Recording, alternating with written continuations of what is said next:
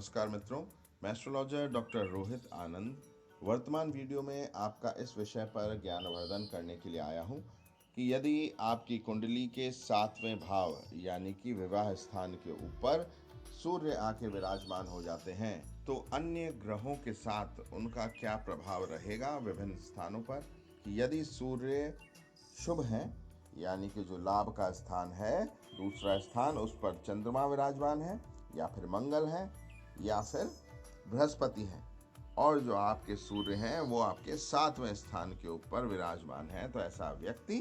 मंत्री जैसा पद जो है, सुख वैभव जो है वह प्राप्त करता है। इसके अतिरिक्त यदि बुध उच्च के हैं और 5वें स्थान यानी कि आपके संतान के स्थान पर हैं और आपका सूर्य 7वें स्थान पर है, तो ऐसी स्थिति के अंदर जातक के पास आमदनी का अंतहीन स्रोत रहता है, यानी कि खूब आमदनी रहती है। कंडीशन यही है कि 7वें भाव में सूर्य के साथ मंगल हो या फिर मंगल का स्थान होना चाहिए। यदि 7वें भाव में स्थित जो सूर्य है वह शुभ नहीं है, अशुभ है, हानिकारक है, और जो बृहस्पति हैं, शुक्र हैं या कोई अन्य अशुभ ग्रह जो है वह 11वें भाव में आके स्थापित हो जाते हैं, और जो बुध है वह नीच के होते हैं किसी भी स्थान के ऊपर, तो ऐसे व्यक्ति की जो मृत्यु है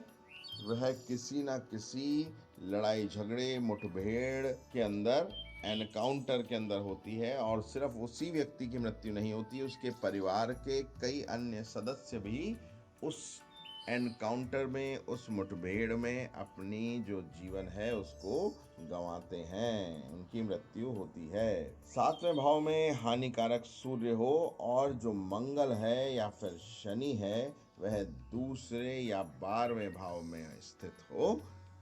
और जो चंद्रमा है वह पहले स्थान पर लग्न में हो, तो ऐसा जो व्यक्ति है वो कुष्ठ यानी कि जो क्षय रोग है, कुष्ठ रोग है, वह उसको हो जाता है, या फिर ल्यूकोडर्मिया की जो बीमारी है, ऐसा शरीर की चमड़ी से संबंधित जो रोग है, जो चर्म रोग है विभिन्न प्रकार के, वो ऐसे व्यक्ति को निश्चित रूप से होते हैं। तो आपने देखा कि यदि 7वें भाव में सूर्य विराजमान है और विभिन्न ग्रहों की जो स्थिति है वो मैंने आपको बताई, वो अगर उनके साथ मेल खाती है तो उसके क्या क्या प्रभाव होंगे। आशा करता हूँ ये सभी जानकारी आपको लाभ प्रदान करेगी। आप सभी ने मुझे सुना, इसके लिए आपका आभार। नमस्कार।